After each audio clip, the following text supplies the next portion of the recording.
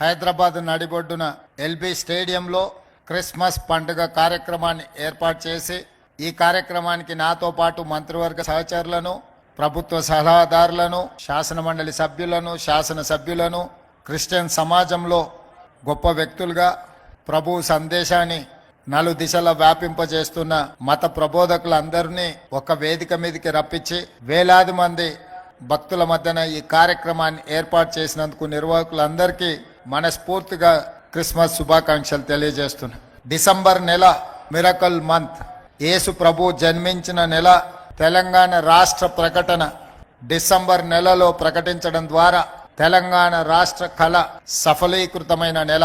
అందుకే తెలంగాణ రాష్ట్రం 4 కోట్ల ప్రజలకు ఈ మిరకల్ మంత్ ఎంతో ప్రత్యేకమైనది. ప్రభు జన్మదినను జరుపుకోవడమే కాకుండా తెలంగాణ రాష్ట్ర ఏర్పాటు ప్రక్రియ ప్రారంభించడమే కాకుండా ముఖ్యంగా కాంగ్రెస్ పార్టీ అభిమానులకు శ్రీమతి సోనియా గాంధీ గారి జన్మదినం కూడా ఈ నెల కావడం, మాకు ప్రభు భక్తులందరికీ కూడా ఈ మిరకల్ మంత్ ఎంతో ముఖ్యమైనది. క్రిస్టియన్ సమాజం ఈరోజు ప్రపంచంలోనే అతి ఎక్కువ మంది జరుపుకునే పండుగ క్రిస్మస్ పండుగ. ఈరోజు ప్రపంచంలో అత్యధికంగా జరుపుకునే ఉత్సవం ఏదైతే ఉందో అది క్రిస్మస్ పండుగ అని చెప్పి మనందరం కూడా గుర్తించవలసిన అవసరం ఉన్నది. ప్రభు ఒకే మాట చెప్పిండు, నిన్ను నువ్వు ప్రేమించుకున్నట్టుగానే నీ పొరుగు వారిని కూడా ప్రేమించమని. ఇందులో సంపూర్ణమైన సందేశం ఉంది. మానవ సేవనే మాధవ సేవ అని ఏ విధంగా అయితే ఉన్నదో, సర్వజన సుఖినోభవంతు అనే సందేశం ఉన్నదో, ప్రభు ఇచ్చిన సందేశంలో నిన్ను ప్రేమించుకున్నట్టుగానే నీ పొరుగు వారిని ప్రేమించు అనే సందేశంలో అన్ని అంశాలు సంక్షిప్తమై ఉన్నాయి. క్రిస్టియన్ సమాజము ముఖ్యంగా హెల్త్ అండ్ ఎడ్యుకేషన్, దేశ స్వతంత్రం వచ్చినప్పటి నుంచి ప్రభుత్వాలు ఎంత సేవను అందించినాయో విద్య విషయంలో, వైద్య విషయంలో ప్రభుత్వాలతో పోటీపడి క్రిస్టియన్ సంస్థలు కూడా ఈ దేశంలో పేదలకు విద్యను, వైద్యాన్ని అందుబాటులోకి తీసుకొచ్చి నిరంతరం ప్రపంచానికే ఆదర్శంగా ఉండే విధంగా ఏ సమాజమైనా అభివృద్ధి సాధించాలంటే, ఆర్థిక పురోగతి సాధించాలి అని అంటే విద్య అత్యంత కీలకమైనది. ఈరోజు మీరు ఎక్కడికి వెళ్ళినా, ఏ ప్రాంతానికి వెళ్ళినా క్రిస్టియన్ ఎడ్యుకేషనల్ సొసైటీస్ అందిస్తున్న సేవను ప్రభుత్వంతో పోటీపడి అందిస్తున్న కొన్ని సందర్భాలలో ప్రభుత్వంలో ఉండే విద్యా సంస్థల కంటే కూడా క్రిస్టియన్ సంస్థలు నిర్వహిస్తున్న విద్యా సంస్థలు నాణ్యమైన విద్యను అందిస్తున్నది. నిష్ణాతులైన విద్యార్థులను ఒక బాధ్యత గల పౌరులుగా తీర్చిదిద్ది ఈ సమాజ నిర్మాణంలో వారు భాగస్వాములై ఆదర్శంగా నిలబడ్డారు. వైద్యం విషయంలో కూడా ప్రభుత్వం అందించలేని వైద్య సేవల్ని అటవీ ప్రాంతంలో, తండాలలో, గూడాలలో, మారుమూల పల్లెల్లో పేదలు, అత్యంత నిరుపేదలకు వైద్యాన్ని అందుబాటులోకి తీసుకొచ్చి వాళ్ళ యొక్క ఆరోగ్యాన్ని కాపాడడం ద్వారా ఆరోగ్య తెలంగాణను ఈరోజు క్రిస్టియన్ సంస్థలు, క్రిస్టియన్ సోదరులు కొనసాగిస్తున్నారు. ఇలాంటి సేవా కార్యక్రమాలలో పాల్గొనడమే కాకుండా సమైక్య స్ఫూర్తిని, ఈ దేశం యొక్క భద్రతను, ఈ దేశంలో సర్వమతాలు సమానంగా ఉండాలి, సర్వమతాలు వాళ్ళు నమ్మిన, వాళ్ళు ఆచరించిన సిద్ధాంతాన్ని పాటించాలి, సర్వమతాలకు రక్షణ ఉండాలి అన్న ఆలోచన మా ప్రభుత్వానిది. ఎవరు ఏ మతాన్ని విశ్వసించినా, ఎవరు ఏ మతాన్ని ఆచరించినా, ఎవరికి వారి మతాన్ని వారు ప్రచారం చేసుకున్నా ఎలాంటి ఇబ్బందులు లేకుండా మన రాష్ట్ర ప్రభుత్వం సంపూర్ణమైన రక్షణ కల్పిస్తుంది అని చెప్పి నేను ఈ సందర్భంగా తెలియజేయదలుచుకున్నా.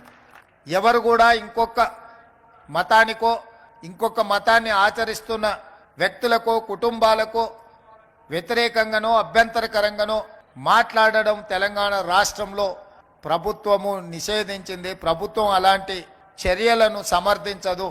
ఎవరికి వారి యొక్క విశ్వాసాన్ని ఆచరణ రూపంలో వాళ్ళ మతాన్ని ఆచరించవచ్చు. అందుకే ఈరోజు తెలంగాణ రాష్ట్ర ప్రభుత్వం ఈ క్రిస్మస్ పండుగను అధికారిక పండుగ తెలంగాణ రాష్ట్రం మొత్తం నిర్వహిస్తున్నది.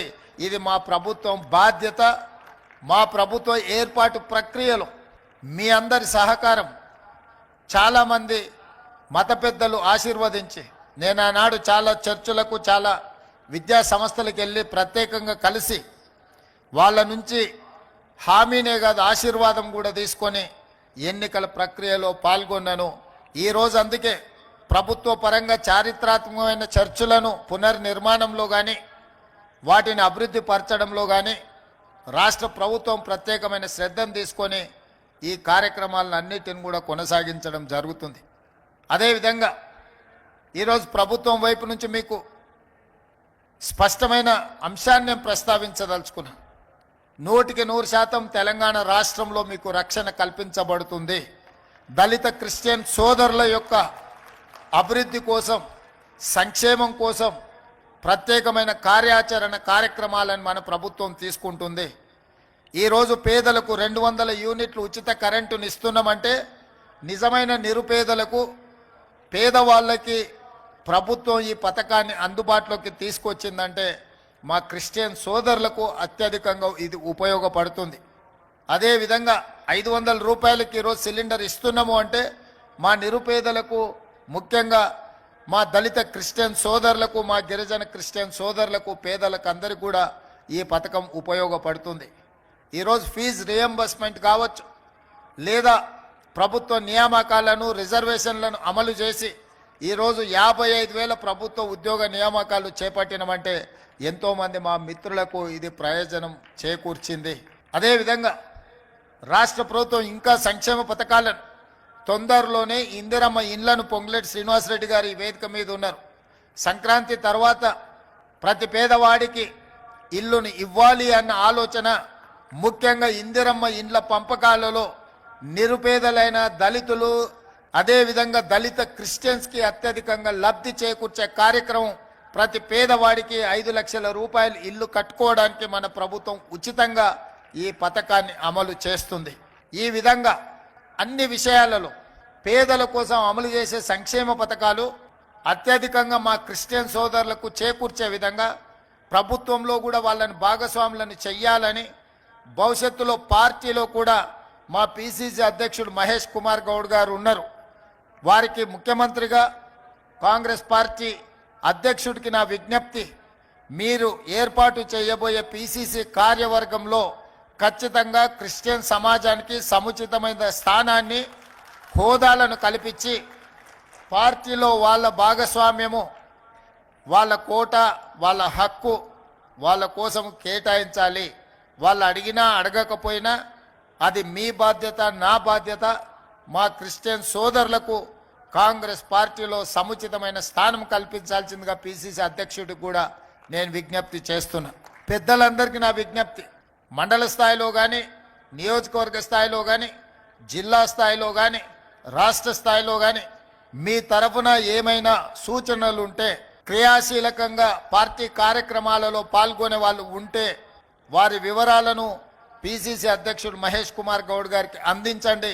తప్పకుండా వారికి పార్టీలో సముచితమైన స్థానాన్ని కల్పించే బాధ్యత వారు తీసుకుంటారు. అదేవిధంగా ప్రభుత్వంలో కూడా సముచితమైన బాధ్యత కల్పించడానికి మీ వైపు నుంచి ఉన్న సూచనలు కూడా మా దృష్టికి తీసుకురండి. తప్పకుండా వాళ్ళను ప్రభుత్వంలో భాగస్వాములను చేసే బాధ్యత నేను తీసుకుంటాను.